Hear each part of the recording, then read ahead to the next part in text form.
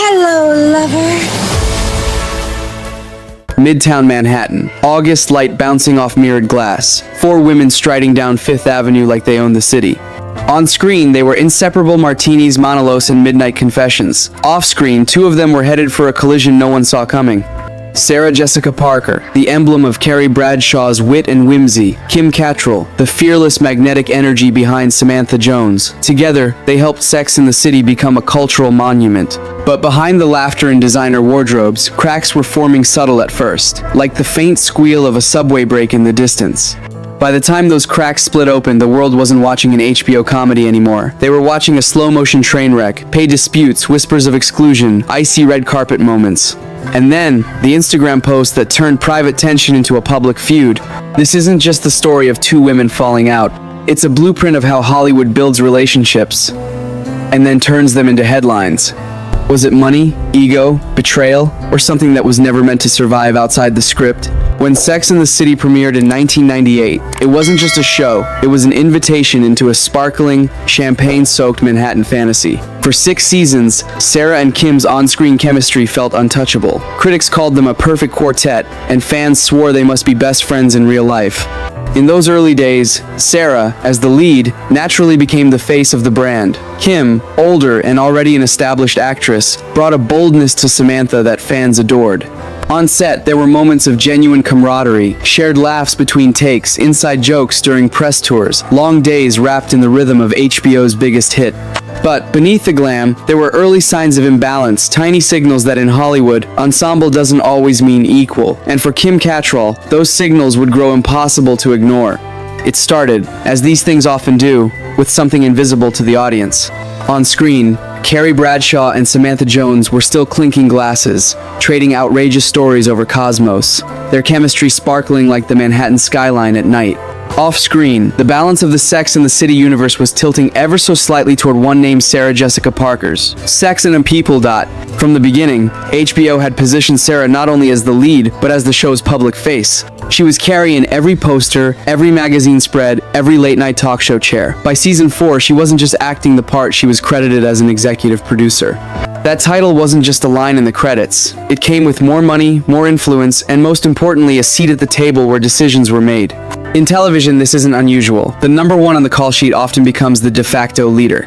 But Sex and the City was an ensemble, each character a cultural archetype. Carrie was the romantic dreamer, Miranda the pragmatic skeptic, Charlotte the traditionalist, Samantha the unapologetic libertine. Remove any one of them, and the chemistry shifts. For Kim Cattrall, who Samantha had become a fan favorite, the growing hierarchy didn't just feel unbalanced, it felt like a rewrite of the very premise. Kim wasn't a newcomer chasing her big break. By the time SATC debuted in 1998, she'd spent decades working in film and television. She saw herself not as a supporting player, but as an equal pillar. Samantha wasn't comic relief. She was the show's most fearless truth teller, the character who said out loud what everyone else was thinking. But while the audience adored her, the machinery of promotion never quite tilted in her direction. Then came the whispers. Around season 2, quiet conversations began circulating among crew members. Sarah was earning significantly more than her co-stars. The figures were never officially confirmed, but in Hollywood, perception is as potent as fact. To Kim, it wasn't just a financial gap, it was a symbolic one. Money in this business doesn't just pay for your work, it broadcasts your worth. The tension didn't erupt overnight. It seeped in slowly, like water finding the cracks in a wall. There were no slammed doors, no screaming matches, just a subtle withdrawal. Kim would show up on set, hit her marks, deliver her lines with her usual precision, then retreat to her own space. The easy banter between takes began to thin. Publicists noticed she skipped certain promotional events. Photographers noticed she positioned herself a step or two away from Sarah in group photos. The rest of the cast navigated the shift with polite neutrality smiles for the cameras, nothing quotable for the press. But in a media environment obsessed with chemistry, even the smallest change becomes a story waiting to happen. Sarah, for her part, maintained the public image of harmony. She never addressed any disparity in pay or influence directly, and her interviews spoke warmly of the cast as family. But inside the bubble of production, it was becoming clear. There was Sarah, and there was everyone else. Kim wasn't alone in feeling the imbalance, but she was the one most affected by it. Samantha's role was big, but the gravitational center of the show had shifted decisively toward Carrie. And in a series built on friendship as its central theme, the irony was sharp. The most famous television friendship of its time was, in reality, a fragile professional arrangement. There were moments when the tension nearly surfaced. A frosty exchange at a photo shoot, a visible lack of eye contact during a cast interview, whispers among extras about the two camps forming on set. None of it was enough to dominate headlines, not yet, but anyone paying close attention could sense the undercurrent.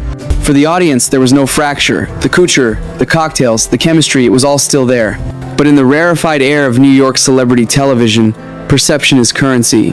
And private tensions, once they begin to calcify, have a way of turning into public narratives. All it takes is one triggering event to bring the cracks into the light. For Sarah and Kim, that trigger was coming, and when it hit, the story would leave the soundstage and step straight onto the front page. By the time the original Sex and the City wrapped in 2004, the surface was still glossy.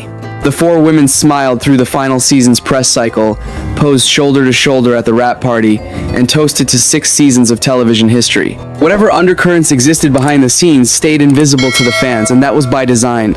4 years later, the first Sex and the City movie hit theaters. The reunion was a global event, drawing fans who lined up in heels and designer knockoffs to relive their favorite Manhattan fantasy. The box office roared. The film's success gave the impression that the bond between its stars was unshakable. If there were cracks, the couture and the cosmopolitans covered them well.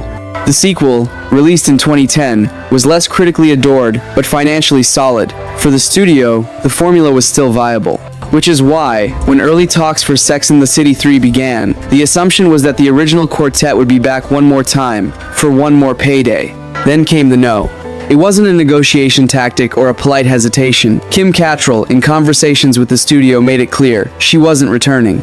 The reasons, at first, were cloaked in the usual Hollywood ambiguity. Some reports suggested contract disputes, others claimed she disliked the script's direction. There was talk of Samantha being given a storyline Kim found disrespectful. The truth, as always, was messier. Sarah Jessica Parker addressed the situation cautiously in interviews. She described herself as disappointed but framed it as Kim's personal choice, a graceful enough public stance. But the words, "We're not doing it," were devastating to fans who had been waiting for years. And then Kim broke the silence in a way no one expected. In a 2017 sit-down with Piers Morgan, she dropped a line that would redefine their relationship in the public eye. "We've never been friends. We've been colleagues, and that's perfectly healthy." It was a surgical strike. The fantasy of 4 inseparable friends off-screen was gone in a single sentence. For fans, it was like finding out their favorite love story had been a contractual arrangement all along. From there, the story snowballed. Tabloids ran with the feud, as if it were its own mini-series. Anonymous sources emerged with tales of years-long resentment, of a Mean Girls dynamic that allegedly froze Kim out. But the moment that cemented the feud in pop culture memory came in February 2018. Kim's brother, Chris, passed away unexpectedly. The tragedy made headlines. Sarah, publicly and perhaps sincerely, posted condolences on Instagram. For a brief moment, it looked like grief might bridge the gap. Instead, Kim responded with an Instagram post so direct it left no room for misinterpretation. "My mom asked me today, when will that Sarah Jessica Parker, that hypocrite, leave you alone? You are not my family. You are not my friend. I'm writing to tell you one last time to stop exploiting our tragedy to restore your nice girl persona." The words detonated across social media. Screenshots flew. Morning shows dissected it. Even serious outlets like the New York Times weighed in. It wasn't just Hollywood gossip anymore. It was a case study in the breakdown of a professional partnership, conducted entirely in public view. Sarah, for her part, didn't respond in kind. She avoided escalation, reiterating that she had no regrets about reaching out. But by then, the damage was irreversible. The audience didn't need speculation anymore. They had receipts. In an industry obsessed with branding, Sarah emerged as the steady hand at the wheel, still steering the Sex and the City legacy forward. Kim became the unapologetic outsider, the one who had walked away, and then made sure no one misunderstood why. But the most telling part of the explosion wasn't what they said, it was what happened next. Years of silence, absence, and the glaring hole in a story that once revolved around 4 friends. The next chapter wouldn't be about confrontation, it would be about how each woman chose to navigate a world where the other no longer existed.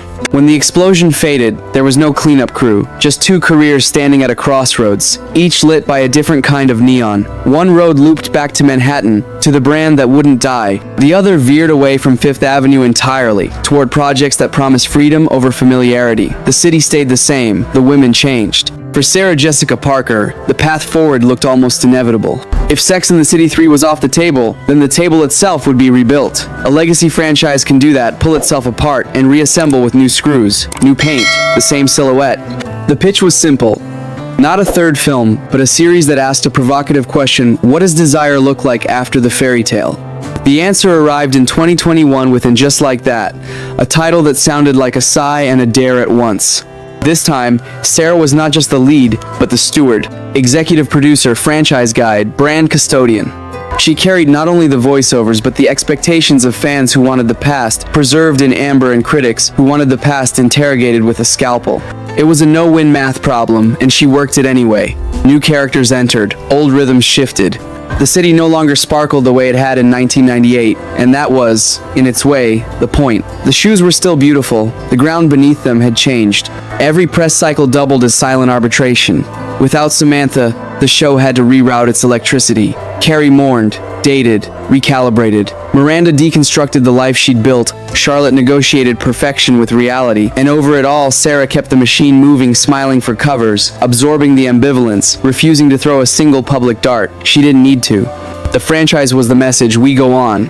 Off-screen, she diversified like a chess player who knows the mid-game defines the endgame. Broadway with a nostalgic glow, a carefully chosen revival that let her deliver craft, not headlines. Fashion lines and collaborations with the SJP stamp. Aspirational but approachable, the Carrie myth translated into retail. Interviews honed to a fine edge of graciousness. Her strategy wasn't to outshout the feud, it was to make it small, to let the work take up all the oxygen. Kim Cattrall's road, by design, pointed elsewhere. She didn't want the same Manhattan, because for her, Manhattan had become a memory crowded by ghosts.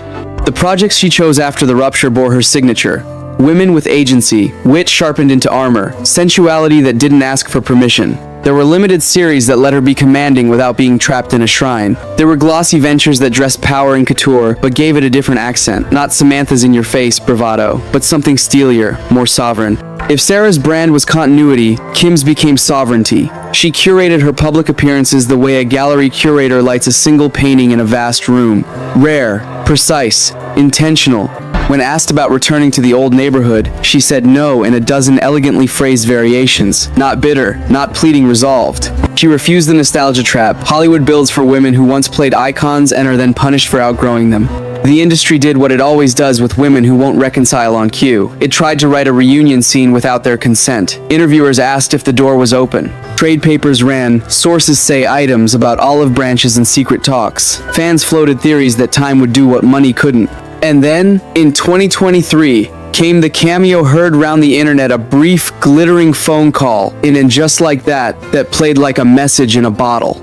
Samantha's voice, bright as ever, from the other side of the ocean. It was a wink to the past, a gift to the faithful, and a masterclass in boundaries. Kim filmed it alone, far from the main set. It said everything and promised nothing. Both women paid costs for their choices. Sarah absorbed 1,000 think pieces about whether the show could function without its most rebellious heart. She stood center stage while critics tried to measure grief with a ruler and weigh chemistry on a kitchen scale. Kim carried the eternal question mark that follows a walk away. What are you building if you won't build this? Her answer, project by project, was paradoxically simple. A life where the work did not require her to reopen a wound for someone else's closure. There's a pragmatic truth here that Hollywood PR rarely admits. Sometimes the absence is the art. And just like that, learned to write around a missing sun and found new constellations. Kim learned to turn down a megaphone without losing her voice. The culture used to redemption arcs on 3-act schedules had to live with an unfinished chord. Behind the scenes, the calculus remained cold. Franchises move units, nostalgia moves units, reunions move entire quarters. But this detour era exposed a reality executives hate to say out loud. A brand can survive without one person. A person can survive without a brand. The two things look similar on billboards. They feel very different from the inside. In the end, their roads didn't converge, and didn't need to. Sarah kept the New York myth alive, writing new chapters in a story that, by now, belongs to generations. Kim protected her right to define the size of her own stage, even if it meant the lights were slightly dimmer and the rooms more selective. Both choices are forms of power. Both come with quiet nights where you second-guess them. Power is like that, loud in public, private in the dark. And yet, even in separation, the shadow they cast together never quite disappears. Every shot of Carrie's empty fourth chair at a restaurant table is a narrative decision and a memory. Every new character who throws a wicked one-liner into the room is a tribute and a reminder. The show goes on, the absence goes on with it. Which brings us to the question that keeps Hollywood awake at 3 a.m. If time can't fix it and money won't fix it, what could? The answer lives in the final layer, not about contracts or scripts, but the one thing both roads still share. Hollywood loves a comeback story almost as much as it loves a feud. Executives, publicists, and fans all cling to the same belief. Time heals, cameras roll, everyone smiles on a red carpet, and the internet declares all is forgiven. It's the industry's favorite magic trick, not because it works, but because it sells. For years after the public explosion, attempts to stage this magic trick floated quietly in the background. Anonymous sources close to the production whispered about private phone calls. Mutual acquaintances hinted at shared events where both women were present but kept to separate corners. Tabloids framed these near misses like missed connections in a romantic comedy. They were in the same room. Could this be it? The truth was more clinical. Every so often, someone in the orbit of Sex and the City, a producer, a network executive, even another cast member would reach out, testing the temperature. Could they get Sarah and Kim in the same room? Could they at least get them to agree to a photograph? The answers when they came were polite, but unambiguous. Kim's position had hardened into principle. She wasn't interested in a staged reconciliation for the sake of optics. Any appearance alongside Sarah would be read as a personal endorsement, a rewriting of a history she felt had been misrepresented for years. To her, that would be dishonest, and dishonesty was exactly what she'd been accused of fighting against. Sarah's strategy was the inverse. Keep the door open, at least in public. In interviews, she spoke without malice, saying she wished Kim well, that she respected her choices. She didn't feed the feud, but she didn't feed the hope either. This wasn't surrender, it was containment. She understood that in the age of viral moments, one poorly timed soundbite could ignite another news cycle. Silence, or something close to it, was safer. The closest the world came to a moment arrived in 2023 with And Just Like That Season 2. The news leaked before the episode aired. Kim Cattrall would return as Samantha Jones, but only for a single scene, a phone call shot in isolation. She didn't share a set with Sarah, didn't attend the wrap party, didn't even come within walking distance of the main unit. The cameo was filmed under tightly controlled conditions, like a diplomatic exchange in neutral territory. When the scene aired, fans went into nostalgic overdrive. For 60 seconds, it was as if nothing had happened. The banter was warm, the voices familiar, the connection instant. But when the credits rolled, reality reasserted itself. This wasn't reconciliation. It was a souvenir, a reminder of what had been, not a promise of what could be. In private, those who knew both women admitted the distance was now structural.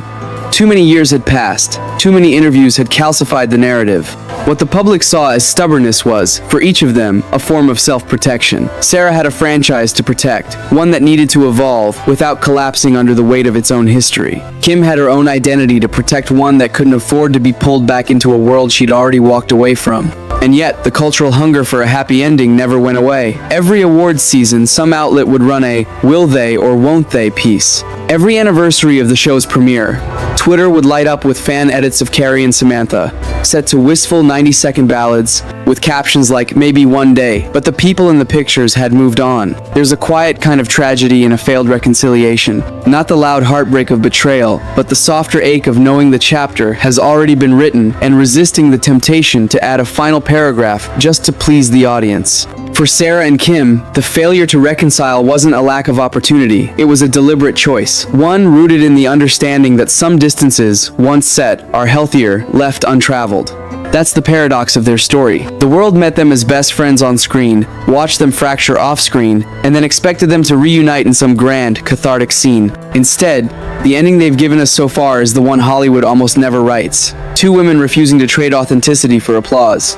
It's not a conclusion, it's a stalemate. And in that stalemate, both have found a kind of control that reconciliation could never offer. The final beat in this saga won't be about forgiveness or friendship. It will be about what their choices left behind, the echoes, the absences, and the way a story changes when you remove one of its central voices.